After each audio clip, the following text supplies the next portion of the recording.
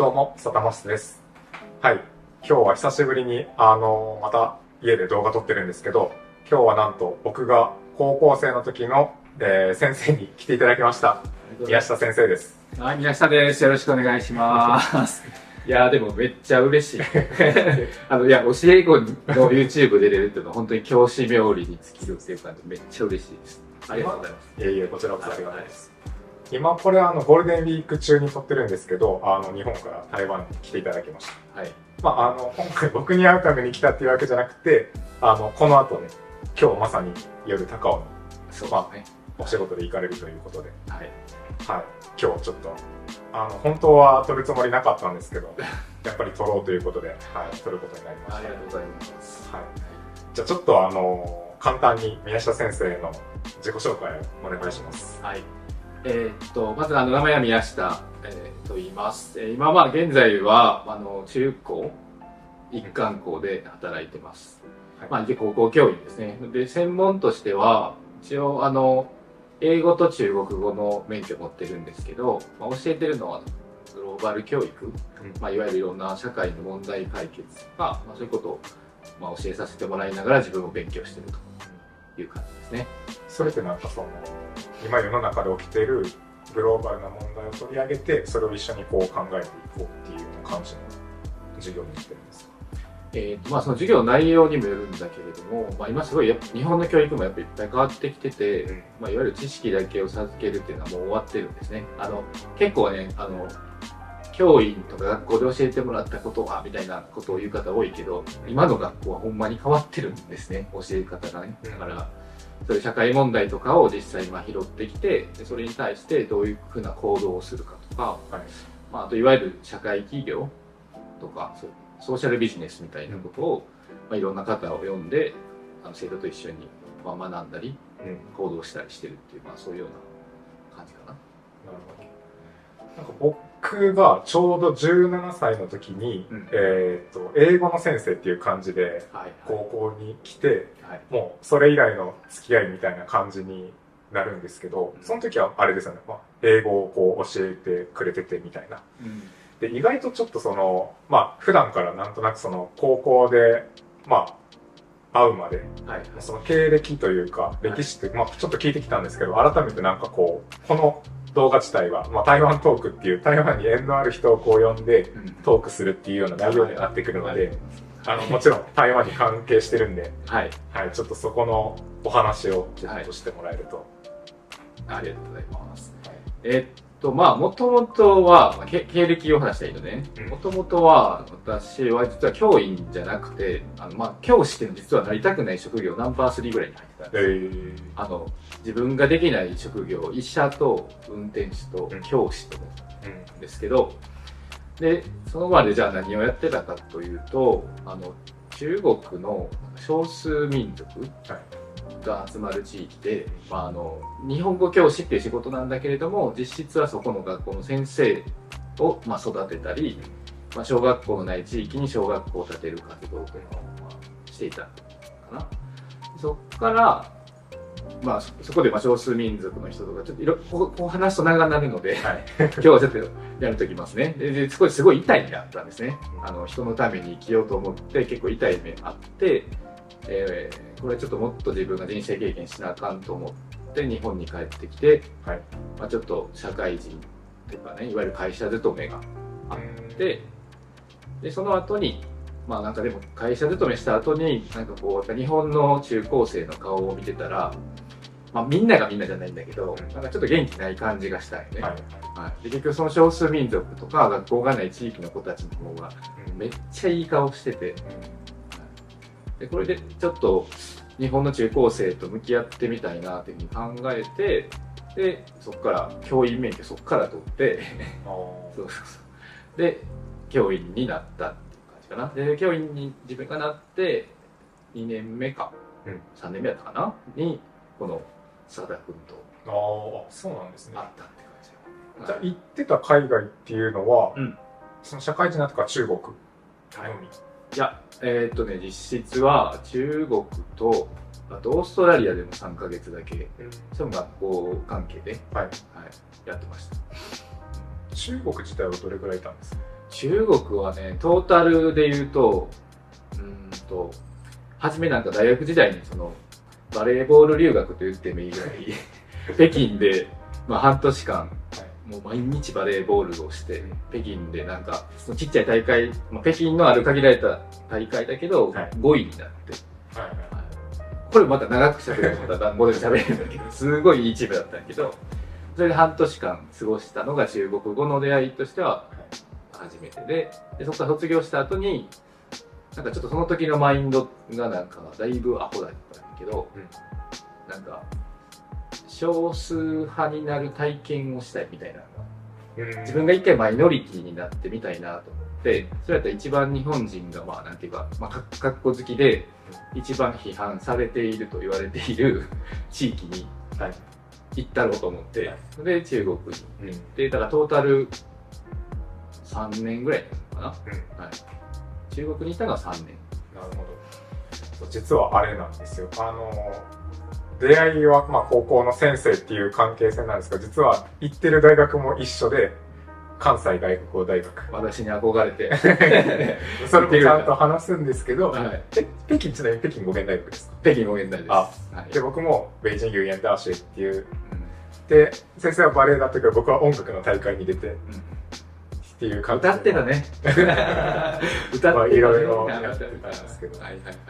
そうなんです。いや知らず知らずのうちにこう宮下マインドになってたんよまあそうです。そうです。でまあそこで高校でまあ出会いまして、でまあその時は普通に僕高校2年生でしたっけ？はい。初めて会ったのは高2の時ですね。でその時は英語の先生っていう形でまあ関わるようになって、僕がだから17歳の時27歳ぐらいですね、多分。そうですね。そうです。26かな。そう、9歳差やってたような気がする。で、僕はその時に、なんか親しみやすい先生やなっていう、なんか授業も多分工夫されてたじゃないですか、結構。そう思ってもらえるんだったら嬉しいけど、はい。だからなんかその、めちゃくちゃ偉そうじゃないか、この姿勢というか、ちゃんとこの人分かってる人やなって。ありがとうございます。ありがとうございます。僕すごい記憶に残ってるのが、好きな音楽聞かれてバンプオブチキンみたいな話をした記憶がすごい残ってて。バンプ大好きやね。で、それでいろいろまあ音楽の話をするような先生っていう感覚だったんですよ、僕の中では。それはね、ちょっと今言っていい？それはサタという人を見極めてそうしてます。そうですよね。で、それは覚えてないかもしれないけど、自分が大事にしてるのはコミュニケーションカード。1行だけ。それに変えたんですよ、僕だから。そう。で、そっから出てくる情報を聞いて、で、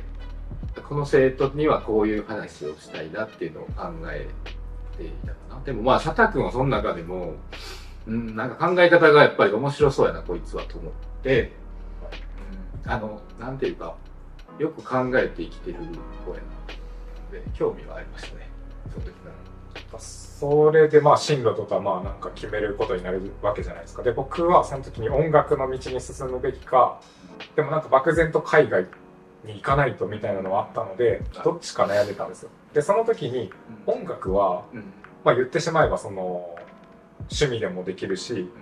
何か学ばなくてもなんか仕事にできるなっていう可能性はあったけど、仕事のなんか泥臭い部分とかグローバルで活躍できるようなスキルがないと、多分こっちの音楽もできないと思って、海外の方に進もうってなった時に多分外大、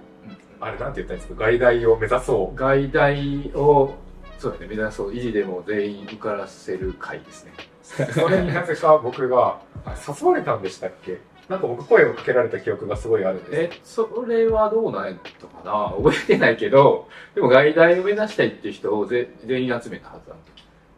た。それなんか僕、あれってなんか募集、大々的に募集はしないですよね。してないかな。なんか僕職員室の前かなんかで声をかけられた記憶があるんですよ。はいはいはい。で、そういうコミュニケーション普段からしたのかわからないですけど、外大目指す気あるって言われて、当時の僕からすると、なんか、あんまりまだそのふわっと、なんだろう、目指すぞっていう気にはなってなかったから、自分でもやればいけるそうやな、みたいなところから、もうこれは乗っかろうと思って、でその時に先生が言ってたのはもう塾にも行かなくていいと、もうこの毎日放課後、よう言えたなそれ。毎日放課後ちゃんと頑張ってやってれば、掛け持ちとかせずとも絶対外大に行けると。そうね、よう言えたなそれ。なんかちょっとドラゴン桜みたいな感じでしたね。外大に絶対受かるぞみたいな。そうでしたね。ほんで毎日めっちゃ宿題出してみたいな。そう、宿題出して、で単語も覚えて、でそこからもう毎日放課後こう、あれ何人ぐらいいましたっけ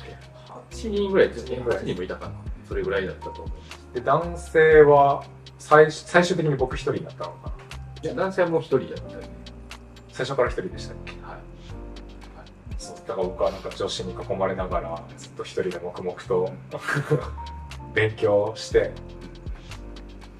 そうでその時にいろいろそのマインドに触れるわけじゃないですか。はい、で僕はずっともともとアメリカとかカナダとか、そっちの英語圏に行くもんばっかりだと思ったんですけど、僕もなんかちょっと天の弱な性格があって、なんかどっかのタイミングで、いやこれから中国来るし絶対中国の方だっていう、みんながその英語っていう方向を向いてる時に、いやこれは逆の方行った方がいいと思って、中国語のが勉強できる、どっちかというとそのマイナーな校舎の方を受験するっていう。あっちがまだあった時代ね。そうです。そうね。そうです。もともとその英語のコースの枚方、大阪の方と、で京都の保谷っていう。で僕はそのマイナーな方を選んだっていう。でそれで見事受かるという。そうね。でもあの時ほんまにあれも感動的で、自分はさっき言っちゃってから絶対受からすとか言っちゃってからどうやってやろうって考えるタイプなんだけどあれほんまに口に出していって結局本当に最後後期まで行った子もいるけど最後全員受かったもんね。あれはすごかった。てか私がすごいんじゃなくてあれはみんながすごかった。ほんまに最後までよう諦めずに頑張ったなと。大学ってそもそも滑り止めとかの概念ってありましたっけ？複数受けるとかってありましたっけ？いや、ありましたよね。それはもちろんあり得る。だからその時にもう外大しか行く気なかったから、特になんか他受けずにもう外大だけ受けて、でそれでちゃんと合格できたっていう、なんかあれはすごい自信になったなっていう。なんかその排水の陣の話じゃないけど、そこしかないって思った方が、なんかもう覚悟つくっていうか、今結構いろんなことがやっぱチョイスとしてある時代で、なんか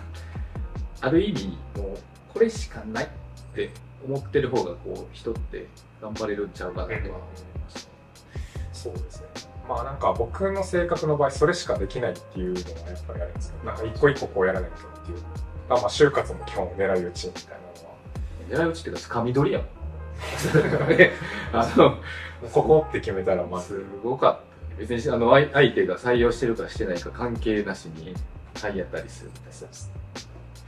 そう。でそんなこんなで大学に行ってからも、そこで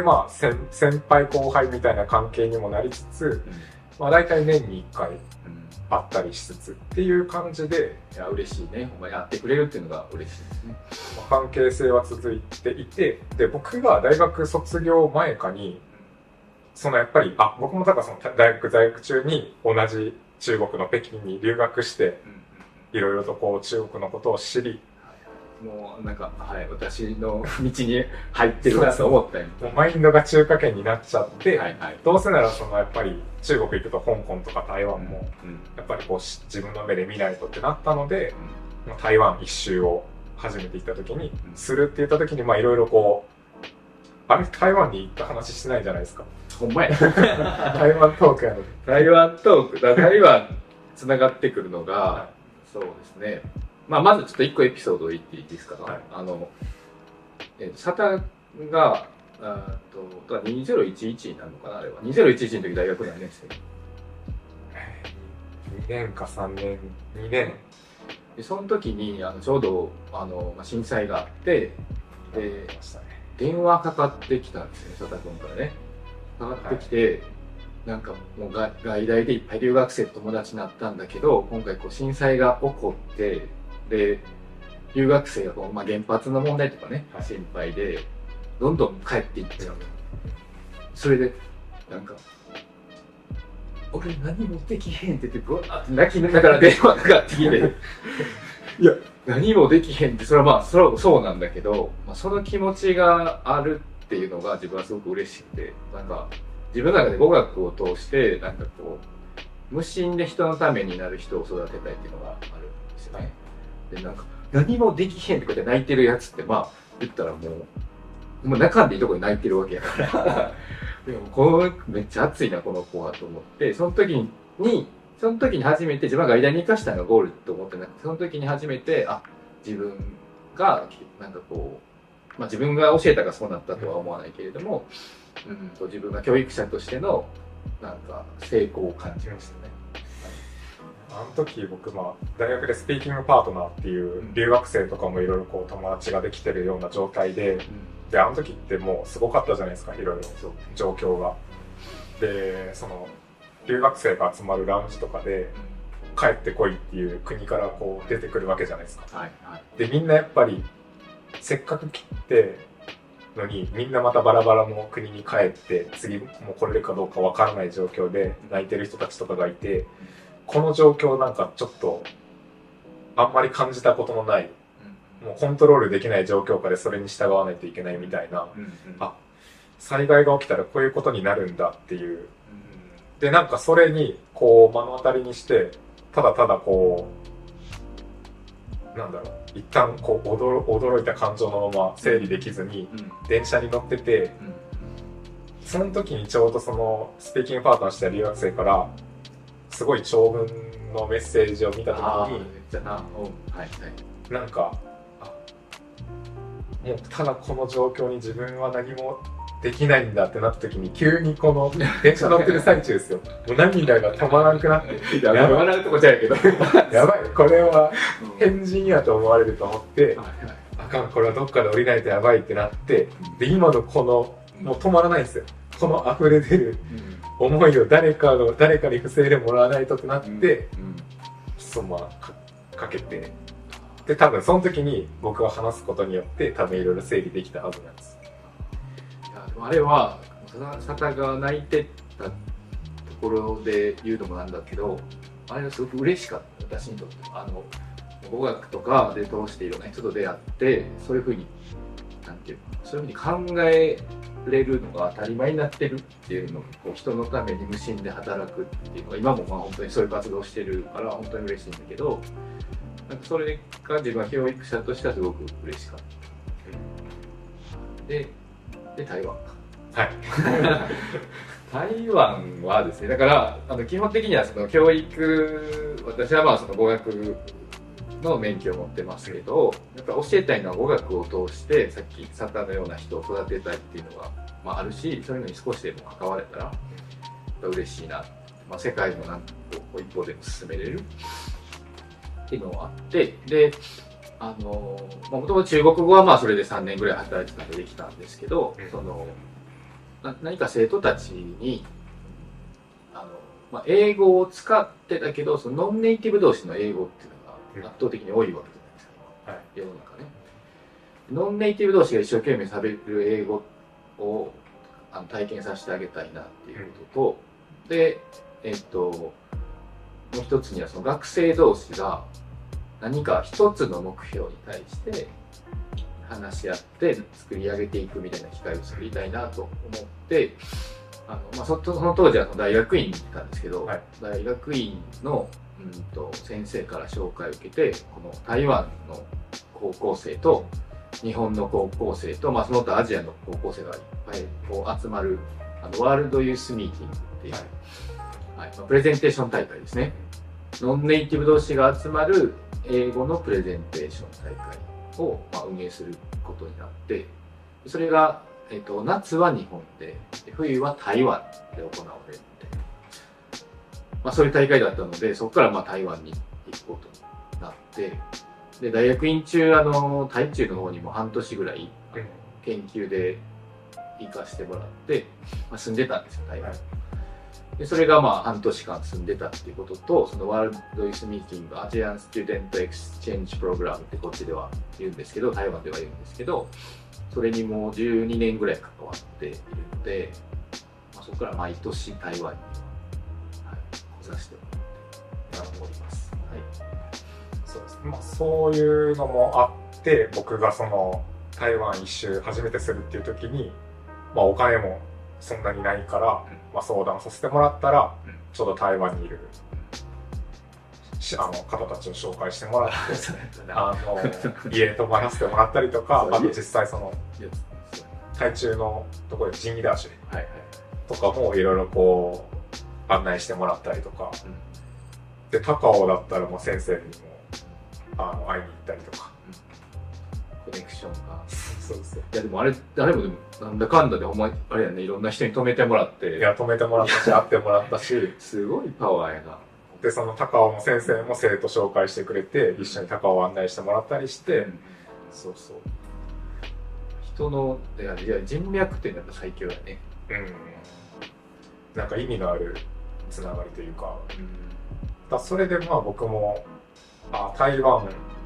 これ最後じゃないだろうなっていう感覚は漠然としてて、そんな感じで、僕は初めての台湾の先生のおかげでこう行けるわけですけど、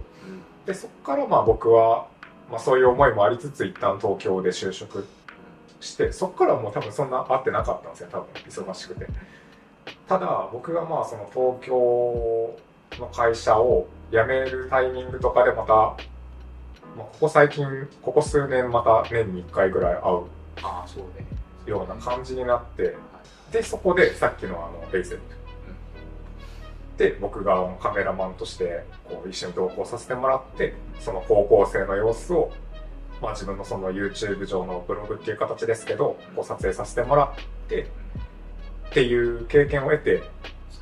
その動画はアップされてるんで、見てください。概要欄に載せとくのでぜひ見てください。はい。でもその時の経験でなんか台湾に住んでもいいかもってなって、今に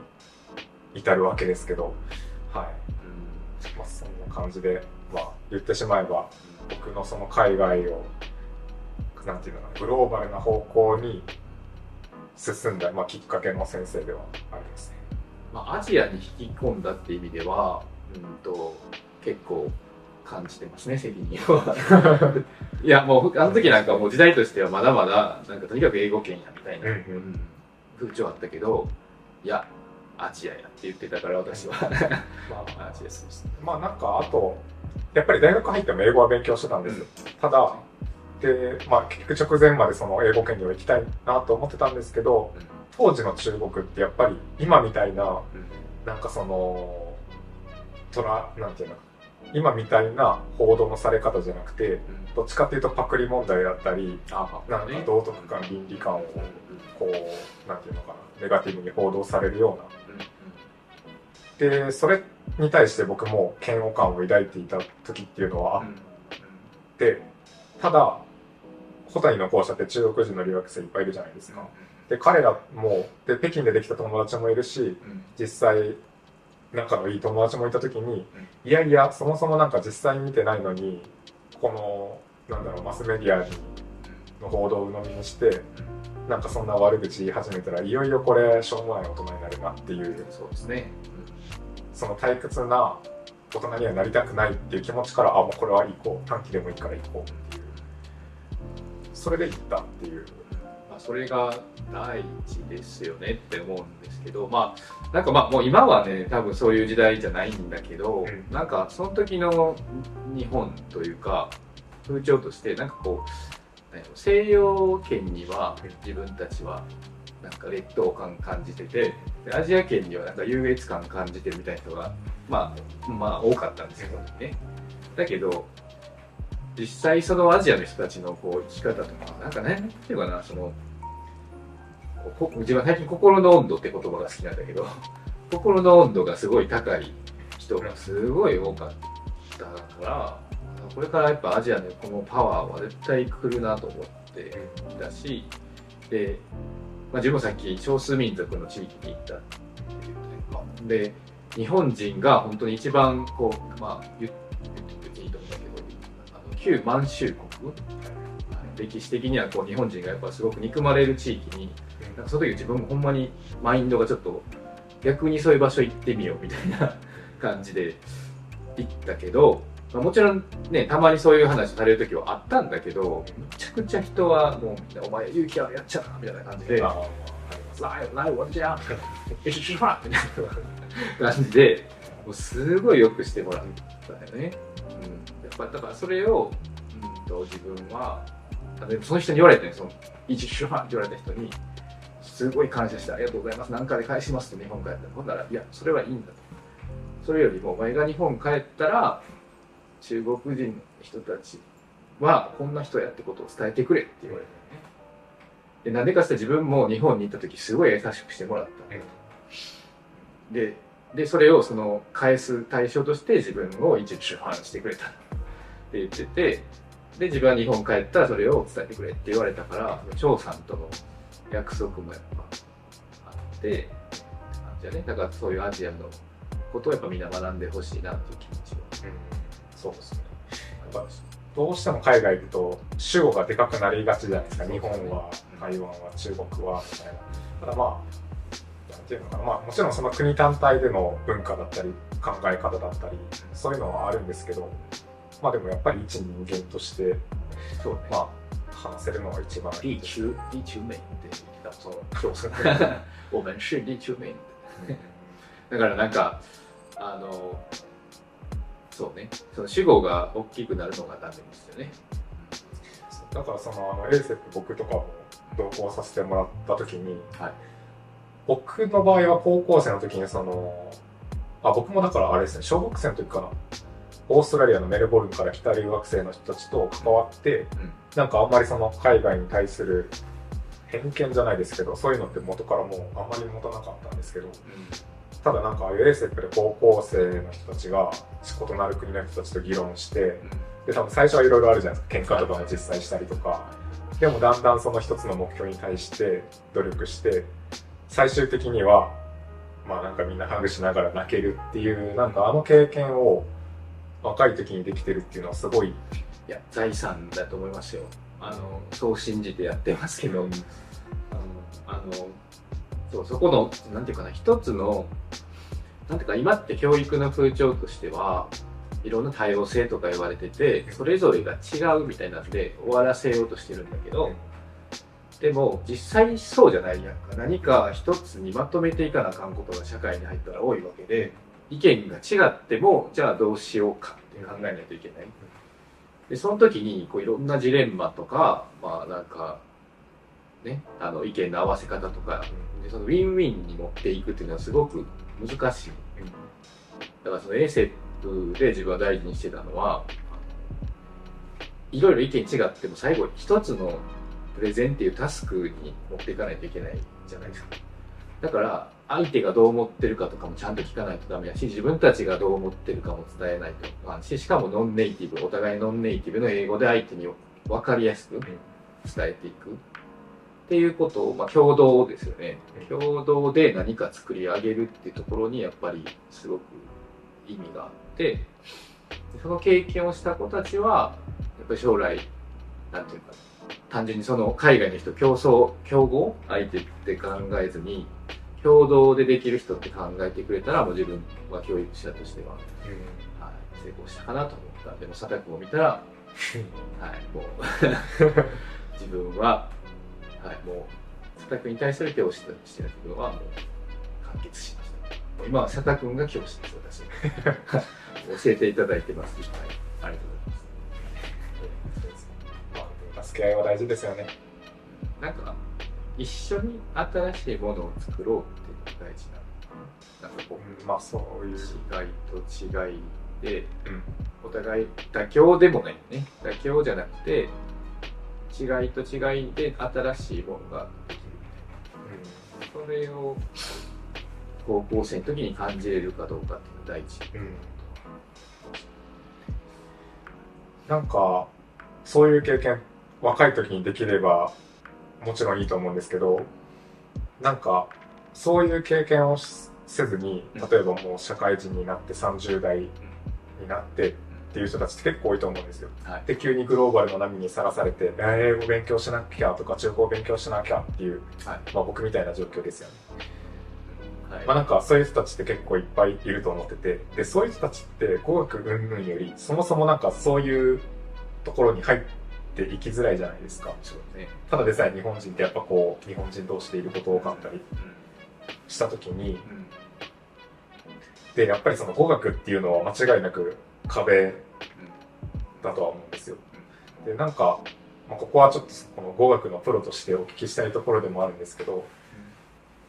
学生の時はやっぱりその勉強する時間があるし、もうそれに対してこう集中できるとは思うんですけど、社会人になるとそのやらないといけないことがたくさんあって、その中で語学も勉強しなきゃいけないってなった時に、社会人になってからの語学の勉強法みたいなのってあったりするんですか？まあなんかいろいろあるとは思うんですけど、はい、そうですね。まあその社会人になってからの語学の勉強で、まあその人の段階とその目的をまず何かによってちょっと一概には言えないと思うんだけど、ちょ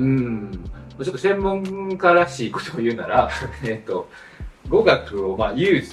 使うっていうのが一番の最後のゴールとしてはね、喋るとか読むとか書くっていうのも含めてユーズね。はい、ユーズがツールをユーズするっていうのが最後ゴールやとしたら、実はこれは概念でウィリングネスというコミュニケートという概念があって、コミュニケーションを取りたい意思、っていうのを高めると、すごく語学っていうのはもう早く、伸びていくと。ていうか語学を身につけるためにすごく大事な要素ですね。でもうちょっと具体的に言うと、人と喋りたいコミュニケーションを取る意思っていうのは2つあって、自信っていうのが1つ。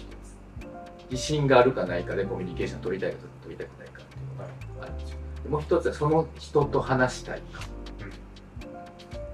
ていうことね、があるんですよ。で、その人と話したいかっていうのはその人がもちろん恋人やったらすごい語学伸びるとかよくあるけど、そういうだけの話じゃなくて、その目的ですよね。で、社会人の方も仕事で使わなくちゃいけないからっていうモチベはもう絶対使わなあかんの。それも勉強する一つなんだけど、もう一個上位の目的を持つっていうのはすごく大事なんですよ、伸びる。で、具体的に言うと、具体的かどうかってちょっと例を挙げて言うとね、例えば石を運ぶっていう作業があるとするんです。で、石を何の目的も知らされず石をあっち運んでください。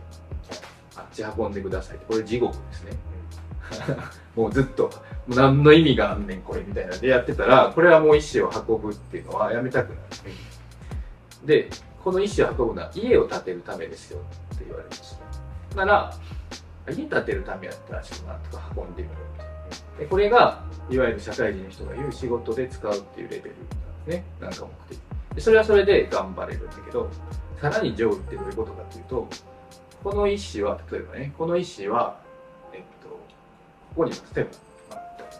言い方難しいけど、例えば、大聖堂があるとして、それがすごく多くの人のためになるんだというものを作るのに石を運んでるんですって言われたら、この石を運ぶっていう行為がものすごく、この3つとも全部石を運ぶっていう行為は一緒なんだけど、ものすごく大きな目的になるね。だから、なんかその社会人の方には、まずこのウィリングネスというコミュニケートっていうので、仕事で使えるだけれども、その先、その自分のね、仕事にまず誇り持っていただいて、その仕事で使えるイコール、いろんな人のためになるんだっていうのをどんだけ感じれるかみたいなところが、まず第一かなと思います。だからマインドとしてね。マインドセットとして。はい。その上で、具体的な方法って考えると、でもこれは本当に目的によっても、how to は違うんだけれども、ちょっといろいろあるね。だから初心者じゃない人をちょっとそうですね。例えば、定義としても文法とか単語とか基礎は出来上がってるっていう前提で。だったら、もうこれはね、もうこれ一つ方法あって、これはトピックを変えるってことですね。トピックを変える。自分が普段こう話しているトピックをあえて、ちょっと、なんていうかな、難しいトピックに変えていくんですよ。文脈を。だから、普段もうある程度喋れて、で、なんか、飲み会なりで、こう、楽しく話せるぐらいはなんとかね、単語さえ出せばなんとかできるとか、仕事ので使う単語はなんとかできるっていう人は、いつも自分では喋ってないだろうというトピックを出すね。例えば、何か分からへんけど、何でもいいんだけれども、ウェルビーイングについてとかね。ってやると、自分がいつもやらないトピックで話をしようとか何か書こうとすると、自分が今まで使ってない単語とかが見えてくる。結構慣れてくるとみんなクイとかもこの便利な言葉覚えちゃうよ。だからもうそれで済ましちゃうからそこから伸びないんだけど、トピックを変えると新しいこう仕入れがあるね。自分だからトピックを変えると中級以上の方はトピックを変えると意識するとまた次の新しい世界観が出てくるかなと。会話の幅のバリエーションを増やすっていう感じです。そうですね。で、あとは語学は右肩上がり伸びないので、パフォーマンスって全てそうなんだけど、タイプでもそうだし、初め出だし伸びるって感じでね。で、その後このちょっとまっすぐっていう時期がある。お勉強してもなんかあんま伸びたかどうかわからんみたいな。もうスポーツでも何でもそうでした。で語学もそうで、でもこれよく見たらちょっと上がってるんだけど、それ気づきにくいよね。でもこの時期をまた超えるとある日にポンって上がって、でまたじわーって時期がある。でそこ我慢したらまた次の段階が見えるみたいな。だからこのじわーの時にやめちゃう人がすごい多いね。そうですよね。なんかどんだけ音声聞いても聞き取れないとか、言葉が出ないとか。でこんなもんでいいかとかね。でもこんなもんでいいかでいいならいいんですけどね。全然いいんだけど、枝葉の部分は正直何でも良いってことですよね。勉強の仕方としては。その人がまずはね、当たり前のことなんだけど、続けれるかどうかっていうのが一番大事だから、続けれることなら、何でもいいっちゃいいかな。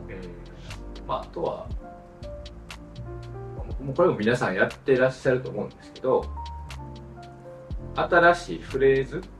単語じゃなくて新しいフレーズを常に書き留めていく。クイズレットとか分かるアプリ。単語をどんどんこうそこに打ち込んでいったら、いろんな形で単語テストとかクイズとかやってくれるアプリなんだけど、今は学生は大体クイズレットとか使ってるかなと思うんだけど、そこにこうなんか面白いフレーズが発見したっていうのを打ち込んでいく。でこれはだから新しいフレーズとか使いたいフレーズをずっと同じ場所に残していくっていうのはすごく大事。そのフレーズパッと喋る時の、結構自分が喋りたい言葉って日本語でもそうだけど、あるね、なんかあるね、この言葉を喋りたいみたいな、時折とかで書いてくれてる時折じゃなくて何の話ですか。いや、そういう自分が言いたい言葉って絶対ある。ウィリングネスっていうコミュニケーション、これもね、自分が伝えたいと思っている言葉ってあって、でそれをそのフレーズをとにかくこう打ち込んでいく。なんかわかります。それは続けた方がいいですよね。じゃあ普段からなんかこれ日本語、これ英語だったらなんて言うんだろうみたいな。社会人はあくまでそれは初心者であってももう大人なわけね。だから子供の言葉を喋りたいわけではないんだよね。例えばなんか僕いくつみたいなことを言われたくないわけだし、言いたくもない。なんか大人ははっきり言って喋りたいコミュ力って意味では高校生とかよりも絶対高いから、トピック力もあるし、それを生かして自分の喋りたい言葉をどんどんフレーズできれば1日ワンフレーズだけでいいので、決めて、それをもう歩いてる時とか散歩してる時に同じことを言いまくるんですと。ほんで、そのフレーズを毎日1個ずつ積み上げていったら、まあ1年後には自分の喋りたいことがかなりできる。なるほど。そうですね。なんか語学の勉強にも近道はないですね。まあそれはそうだし、近かっても思んない。私なんか今マスターしてると全く思ってないからね。英語も中国語もなんかうわまだまだやなとか、こんな言葉もあんのみたいな。確かに。でもなんかあれですね。勉強する姿勢ってもうずっと継続。それはそうですね。してますよね。昨日もあれそのお店行った時これ単語なんて言うんですかみたいな。そうね。店員さんに質問したり。中国ね。でもその時出会える単語、その時しか出会えへん単語ってあると思うので、ああいう時は逃さず聞きます。覚悟つけないと大事ですね。わからんものは大事。あとちょっともう一個聞きたかったのが、僕らみたいなその台湾とかにいる人たち、要は英語以外の言語を話してる国の人って、例えばその台湾にいてもそうですけど、自分が中国語わからなかったら次英語で聞かれたりするじゃないですか。だからもう英語はもう喋れる前提で世の中は基本的には進んでる。グローバルラングエッジとしてはそう思われるね。だからこれは多分どこの国にいても、その国の言語が伝わらなかった時に多分英語で聞いてくれるはずなんですよね。ってなった時にその英語もわかんないっていう状況って多分経験したことある人も多いと思うんですけど、やっぱりその英語をそのメインのランゲージとして話してない国に来た時に、多分英語も勉強しないとって考える方って結構多いと思うんですよ。ってなった時に、例えば台湾にいる場合はそのジョンウェイも勉強しないといけないし、英語も勉強しないといけないしってなった時に、必ず多分みんな思うのが、これ同時に勉強した方がいいのか、もしくは先にやっぱりジョンウェイの方を伸ばして後から英語をやるべきなのかとかっていう、そのなんかやっぱり英語圏以外の国にいる人のなんか特有のその悩みとかってあったりすると思うんですけど、なんかそこって同時学習すべきなのかとか、そこに対してのなんか会ってあったりするんですか？それはものすごいわかるよね。自分が中国で働いてる時に、英語、そこにアメリカ人の同僚もいたんですよ。で、その人たち中国語全く勉強する気なくても腹立つんだけど、で、英語を使わなあかんって時に、中国圏に長かったら、if I とか言いたい時に、如果って出ちゃうわけよね。で、これをまあ専門用語で干渉って言うんだけど、言語の干渉って言って、その何か、これ、しかも第二外国語をやった時には、それが干渉が起きやすいって言われてて、多分経験あるんちゃうかなと思うけど、初めて中国語を勉強した時に、日本語の文法じゃなくて、なんか、英語の文法を当てはめて中国語を作っちゃったりとか、例えば、在日本とかを後ろにつけちゃう。in Japan みたいな感じで。で結構初め、それは言語の干渉と言ったけど、なんか日本語もおかしくなりますもんね。そうそう。先にこう結論言って後から聞きのなんかおかしかったんだよ。歯洗ったかなんか聞いて。歯洗いましたか。歯磨きましたよ。いや、それちょっと英語とかあんま考えない。単純に日本語。いやでも C やから来たわけやろ、それ。シュワイヤ。でも日本語もなんかやっぱ英語とかと同じ文法で喋っちゃう時はあります。あるんですね。で、言語の干渉があると。言語の干渉があると。で、その同時に学習した方がいいか、片一方をマスターした方がいいかっていうのは、結論を言うと、同時です。同時です。っていうのはさっきも言ったけど、マスターする日来ないから、まず。確かに。一個に絞ってってもマスターする日は来ないから。確かに。一生やらなあかん、それは。で、同時になんでした方がいいかっていうのは、あるレベルでは言語って、単語とか、初めの初心者の段階は、もうとにかく聞きまくった方がいいね。始めたての時はもう聞きまくるのが良くて、で、ある程度までレベルいくと、言語っていうのはやっぱコミュニケーションの仕方とかっっていう話になってきて、トピックとかになってきて、でそれは、何か一つの言語に絞るんじゃなくて、同時日本語だったら例えば日本語で理解できているもの、量とか、そういう話を日本語で理解できてないのにいきなり英語から理解しようとした時に、つながっていかないよね、それはね。でそれは同時の方がいいくて、で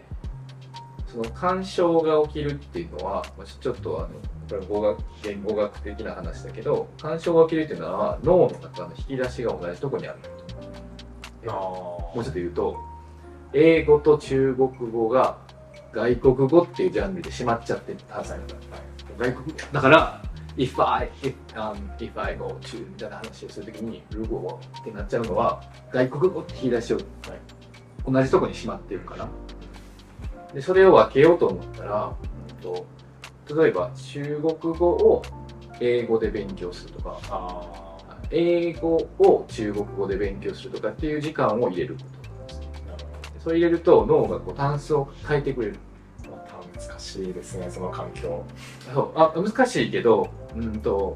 やってるすごいね、俺すごいやつって思えてくる。中国語を英語で勉強してるみたいな。中国語で英語の教科書を読むみたいなことですね。あとは台湾の人の英語学習の YouTube 見るとか、そういうことですね。そうすると頭の中が分かれてくる。それって例えばさっきの全く英語も中国語も001スタートだったら同時進行多分良くないんですね。どっちかがある程度日常会話ぐらいまでは大丈夫っていう。いや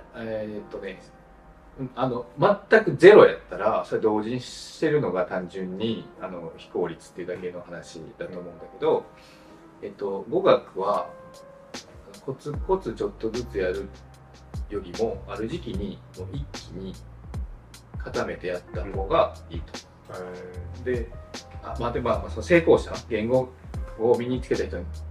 は体験として絶対にこの時期にむちゃくちゃ勉強したみたいなのがある。多分サタで言ったら北京なんですけどね。全部忘れましたけど。いや忘れてるけどそれが基礎になって中国語があるのは間違いないでしょ。そうですね。だからそういう時期が絶対必要なんだね、まずね。でそこまで行って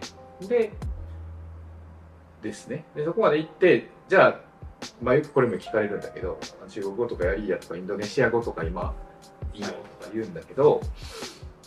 いやまずはでも英語マスターしてからとかいう子いるんだけど、マスターがないから、そうだからそうやったらもう始めた方がいいよね。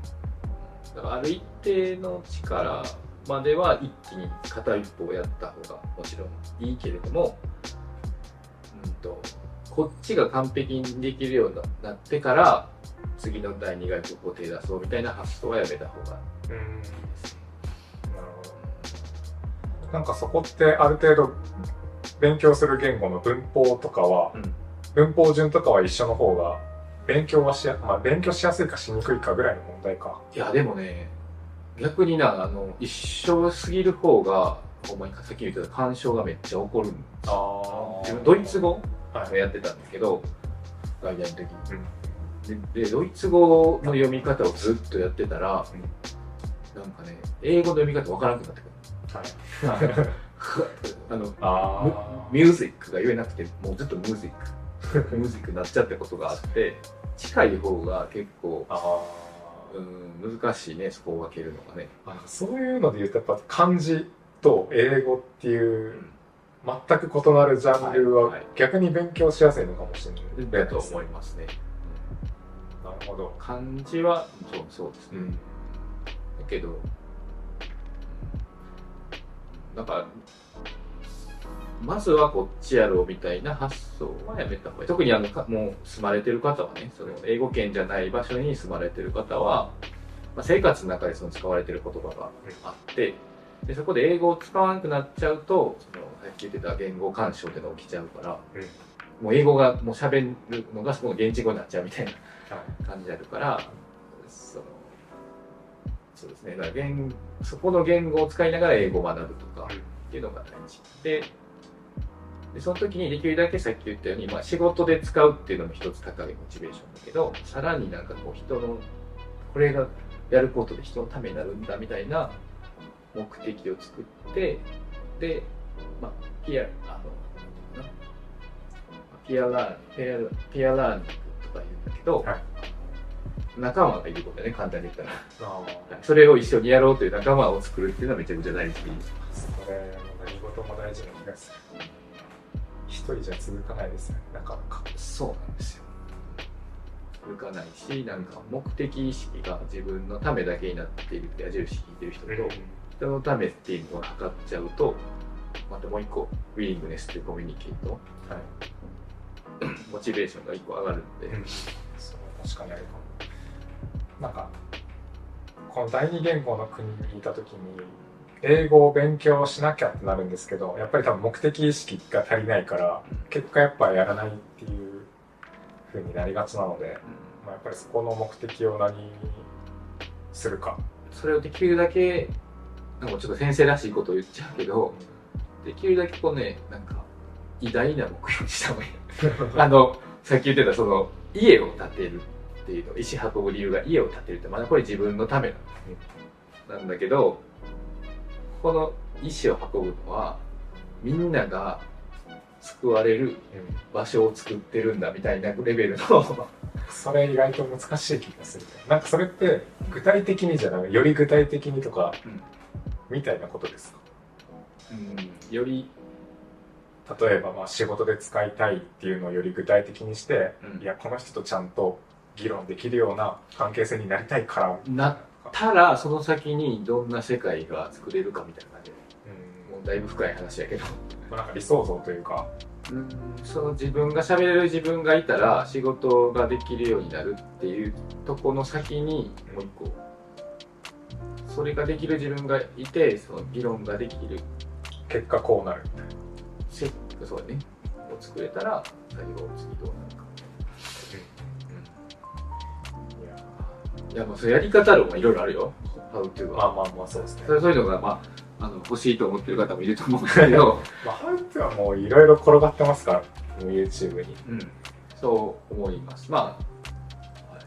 あでも絶対いるハウトゥーとしてはやっぱ音読やね。音読、シャドウイング。シャドウイングとか、シャドウイングはもう今有名なんだけど、例えばオーバーラップとか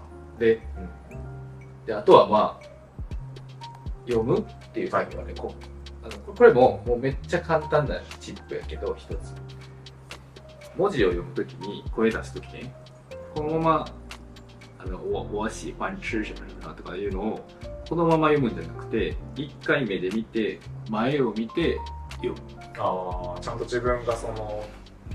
なんていうの、気持ち込めてというか、そのシチュエーションを想定してみたいな。それもあるし、その文字でやったら読むっていう作業になるんだけど、一回こう目を離すことで覚えとかないといけない。で、そこにちょっとその人間って負荷をかけないと記憶に残らないので、ちょっとした適度な負荷をかける。もう本当にこれは誰でも簡単にできることで、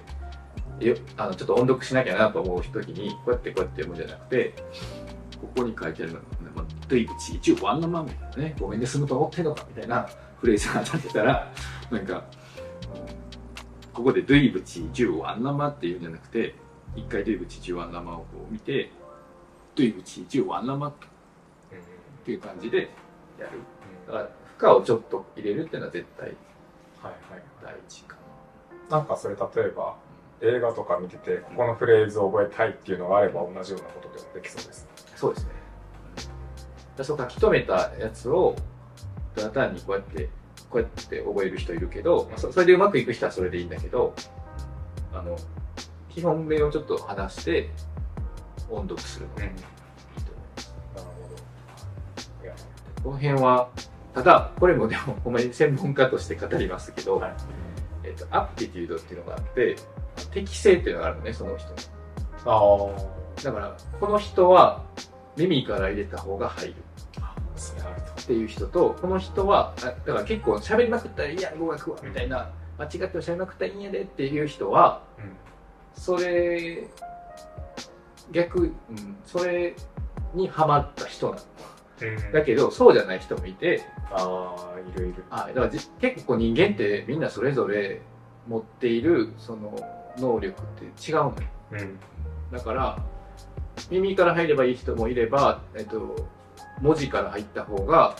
身につけやすい人もいる、だからいろんな方法、まあ一番分かりやすいのは単語を覚えるときにあなたはどうしてますかってことなんだけど、文字を見てこうやって隠しただけで意味が入ってくる人と、書いた方がいい人と、で声に出した方がいい人と、絵に描いた方がいい人とか、まあいろいろあって、だからまあいろんな人がいろんな YouTuber で言うと思うんだけど、まあ一概には言えないという答えになるんだけど、自分で合うやり方をいくつ知ってるかってことですね、パターン。それは確かにあるかも。なんかアカデミックな教科書を読んで、単語もそのアカデミックなやり方で覚えてっていうのがすごい馴染む人もいれば、僕どっちかっていうと音で喋ってっていう、あれじゃないと全く覚えなかったりするので、確かにそれはある。あとは中国語に関しては、なんか頭の中に漢字が思い浮かぶかどうかっていうのは結構あるかも。なんか、いやどうなんやろ。なんか中国語は、なんか自分頭の中で漢字が浮かんだら、知らん単語でも、もう多分この意味やなってわかんないけど。誰かと話してるってことですか？そうですね。なんか、その経験はないです。固有名詞かなんかわからんときある中国語。これってなったときに、大体マッシーって自分は聞くんだけど。なるほど。はい。で、漢字が思い浮かぶとすごいつながりやすくなるかな、中国語は。漢字が一回頭にポンって入ると、その言葉と音がつながってくる。これは中国語に限ったことかなと。確かに。いや、いい話が聞けました。意外とあんまりその語学の tips みたいなの聞いたことないじゃないですか。まあ、どうやって勉強してるんですか。そうか。あんまないから、この機会に聞けてよかったです。AI がうんぬんとかいう話は AI がうんぬんかんぬん、それこそ、まあチャット GPT ご存知だと思うんですけど、英語学習って一時期もうしなくていいやみたいな、はい、そういう人もいますね。まあこのなんか議論ってまだあると思うんですけど、今後よりできると思うんですよ。チャット GPT 出てきて、いや英語むしろ自分でアウトプットできた方がいいんじゃないかみたいなのもあるじゃないですか。で結局なんかその僕はまあもちろんそのなんだろうな、どんどんそういうアシストツールっていうのが出てくるんですけど、やっぱりそのなんか身体性と伴ったコミュニケーションって自分がその言語を発するから生まれる関係性とかもあったりするし、そこでなんか同時通訳何か当社としてもやっぱりなんかあんまり心地よくないなっていうなんか感じはあって、だそういう意味でなんか例えば役に立つとかっていう文脈じゃなくて、ちゃんとそのなんか海外の人と友達になりたい、関係性築きたいとか、なんかそういう気持ちがあるんだったら語学は多分もう勉強したいと思ったらすぐ始めた方がいいっていうのがなんか僕の結論なんですけど、なんか実際そこってまあ今ほんまに語学はもうね、学ばんでもいいんちゃうかっていう人もいるから、本当に極めるか全く勉強しないかでいいっていう人もいるぐらいだから、確かにね、これ多分ね、翻訳ツールに関してはもう絶対完璧なの出来上がると思ってますよね。で、感情とかがそれでも人間は大事やって言いたい人もいるけど、感情をもう多分乗り越えてくる日は近いと思っていて、感情を何やったら自分よりうまく表現できちゃう、自分が思っていること、みたいな時代はまあ来るんだろうと私は思っているんだけど、でももうね、これね、もうほんまに根本的な話だけど、語学を勉強すること自体が人に幸せを生むっていうことがもうこれ科学的に証明されてるんですね。でそれは何かというと、語学を勉強するとまず脳にめちゃくちゃいい。なんかよく老化防止のために勉強する。めちゃくちゃいい。で、あと国際的思考が明らかに語学やった人の方が身につけていると。まあ実際それでなんか翻訳ツールとかうまく使って海外の人ともやり取りできてますよとか、ちゃんとグローバルマインドありますよって人はもちろんいるとは思うんだけど、でも語学を使ってる人の方が、まあ、その研究ではね、明らかにこういろんな多様性とか国際的思考とかで幸せにこう自分を持っていける力が、まあ、一応統計ではね高いと言われている。ってなった時になんていうかな、それ仕事で使うには俺はもうチャット GPT なり翻訳ツールっていうのをどんどん使ったらいいと思う。仕事だから間違えない方がいいし。だけど、まあそれね、なんか分かりやすく言ったら、例えばなんか毎日散歩が脳にいいって最近言われてるじゃないですか。はい、で結構なんかもうすごい人はみんな散歩してるみたいなあるやん。昔からありますけどね。じゃあその散歩が AI できるようになりました。じゃあ AI やってくださいってやるかってやらへんやん。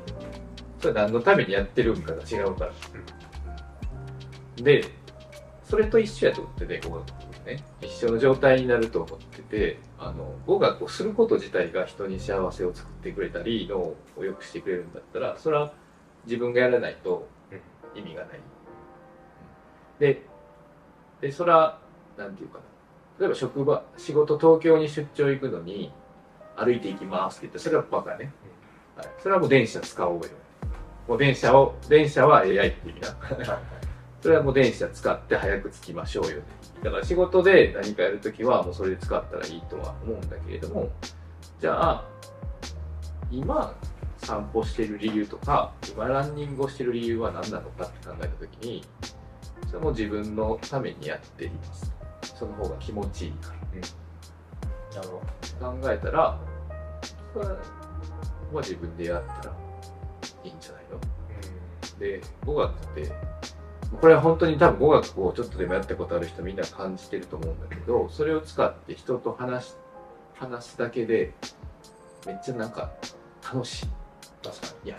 まあ単純にそう世界中の人とコミュニケーションできることになるから。多分その経験をお持ちの方多いと思うんですよ。語学をある程度やってきた人は。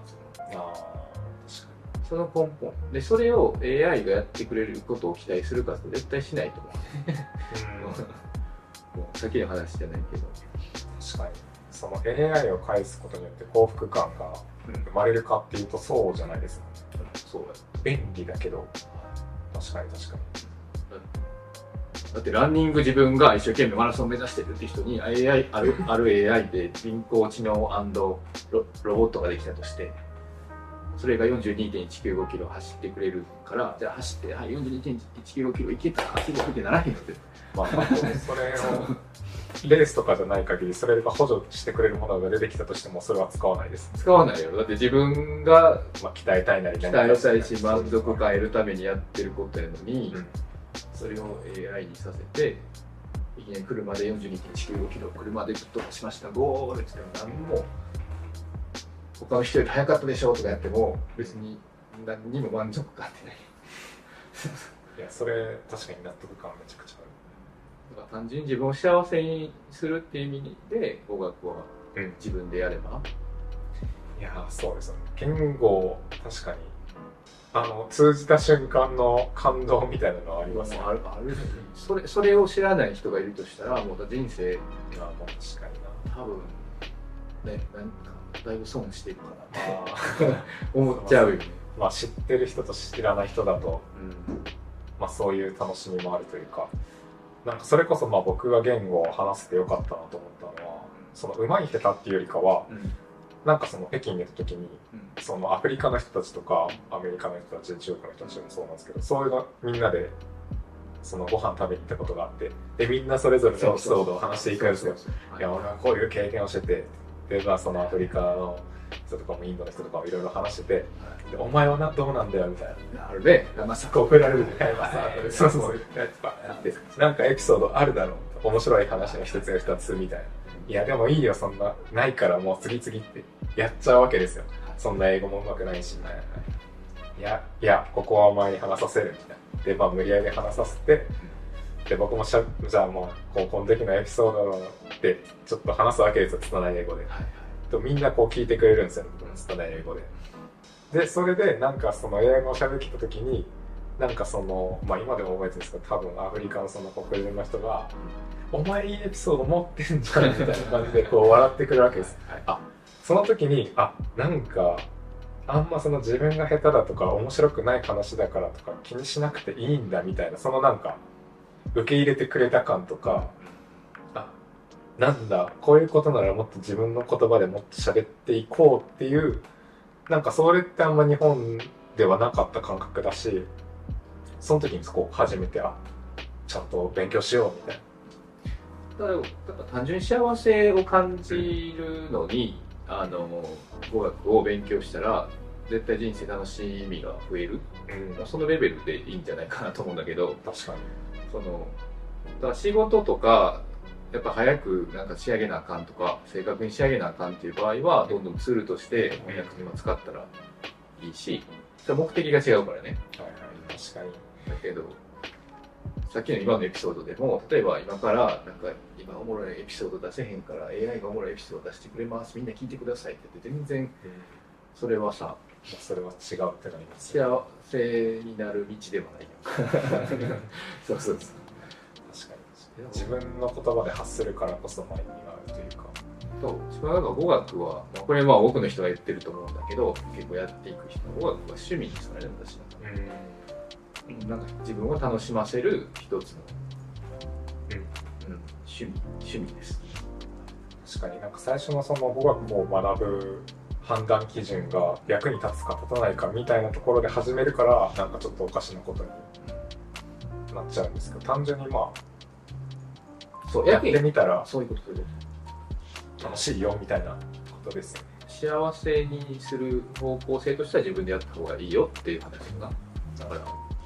役に立つか立たへんかとかはもう役に立てようって考えるかどうかですよね。それ自分がやること。なんかもしまだその語学全く勉強したことなくて、とりあえず必要ってなればまずそれチャット GPT なり AI 活用してやってみて、どっかで多分私も話してみたいみたいな感情がもし生まれるのであれば、そのタイミングでちょっとやってみてもいいかもみたいな、そうな感じですね。チャット GPT とか翻訳とかっていうのは、自分はどんどん使っていけばいいと思うんですよ、それは。でもそれと自分がじゃあ語学勉強せんでいいかっていう話は自分の中で全然別の話で、電車ができたからじゃあ人間はランニングをやめるかって言ったら別にやめへんや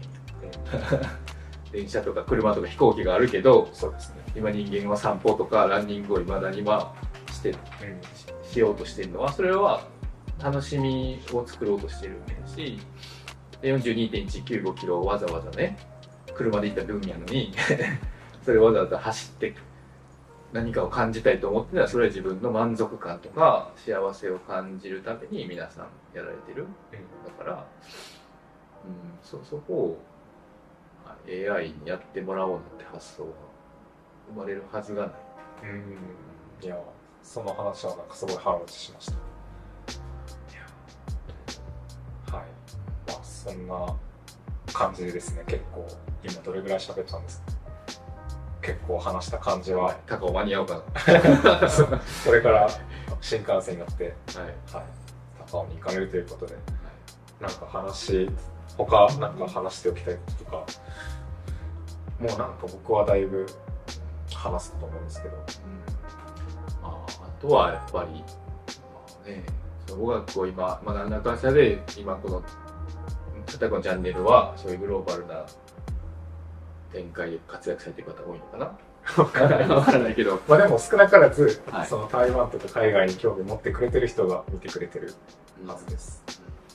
さっきのウィリングネスというコミュニケートの話だけど、あと私も教育の目的、その英語を教えるっていうのはあくまでただの目標で、本当の目的はさっきの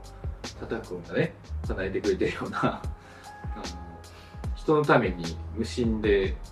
こう行動できる人をやっぱり世界にいっぱい生んでいきたいなっていうのはあるので、だからやっぱり語学を勉強している人とか、なんかグローバルで活躍されている人っていうのは何か海外でやろうっていうこともあるんだけど、この世界の人たちと一緒にこうより良い社会を作っていくために、自分は今この職場とか学校で語学を勉強してるんだっていうふうに思っていただけたら、すごく、いい世界になっていけるかなとは思ってますね。そこに目的を持った人が結局最強なの。いや、そうな気がする。いや、なんか学生の時振り返っても、じゃあそういう目的意識持って勉強できてる人がどれぐらいいるかっていうと、やっぱり少なく、まあ僕は英語が好きだったからなんか割と前のめりに勉強できたんですけど、まあ、そもそも映画も好きだったし、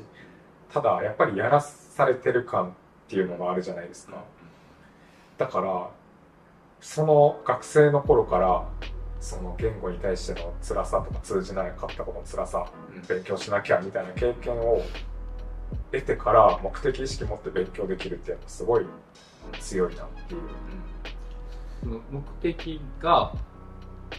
目的が他者のためにある人が最強、最近結構自分の好きなものとかを、強調されることが多いんだけど、自分らしく生きたらいいとかね、はいはい、ありますね、しんどかったら逃げてもいいんだよとか、まあいろんな言葉があると思うんだけど、まあ、それももちろん大事な部分ではあるんだけれども、やっぱりいろんな偉人を見ていってもらったら最後言うこと大体みんな一緒だよね、絶対だから自分のことだけ考えて極めてすごくこう人から称えられた人って実はあんまりいなくて、結局最後は何かしら人のためっていう方に走る。でそれがなんか幸せにつながるみたいですね。そうですね。自分のことだけ考えていくとなんかある時にこううつ状態だったり悩みとかにこう押しつぶされちゃうんだけど、その代わりに人のなんか、こんな面白い話あるけど、自分のことを悩む代わりに人の悩みをどう解決するかって考えていたら、知らんうちに自分の悩みを解決してたみたいな。そうですね。ちょっとまあなんかメンタル的な話になるかもしれないですけど、やっぱ辛い時って自分がってなっちゃうから、なんか主語がやっぱ自分がってなっちゃってるから、なんかそういう時にやっぱり周りに目を向けて、自分がってなってる時ほど人の悩みを聞いてみたい、なんか悩んでることないとか聞いて、その悩みを自分の悩みはあるんですけどちょっと置いといて、人の悩みをどうやって解決しようって考え続けたら、なんか自分の悩みが知らんうちになくなってるっていうのがそうですね、あるのかなとは思います。まあ、そんな状態じゃないよっていう人も多分いっぱいいるんだけれども、でもその時ほどやってほしいと。なんかそういう考えに至った経験を僕はやっぱ高校の時から誰かに話としてきたっていうのはやっぱでかいかなっていうのはあります。なんか高校行った時にこういう話ってやっぱ僕が高校生大学生の時に誰かにすると「はい意識高い」とか「あそっち系」みたいな言われて「真面目やな」みたいなとか言われる時に「いやうるせえよ」っていうなんかこう冷ややかな目で笑われるみたいなのがやっぱ大学の時もあって、いやいやそういうのを学習しに来てるのになんでこんな温度感違うんだろうみたいな。ただなんかそこでいろいろ活動してたら同じような志持って違和感抱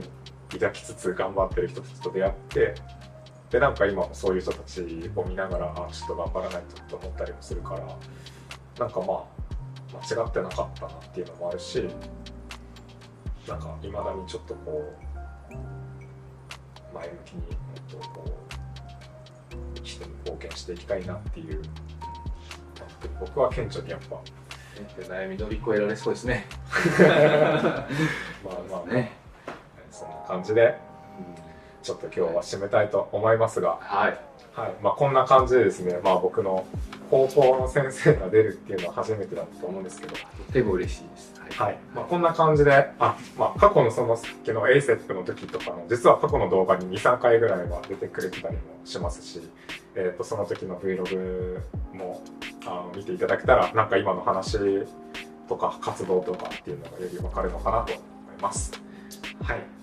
語学を学ぶのは何のためですね。それを忘れるなってことです。という感じで、これから高尾に行ってまいります。行ってきます。という感じで今回の動画はここまでになります。最後までご視聴いただきありがとうございました。次の動画でお会いしましょう。それではまた。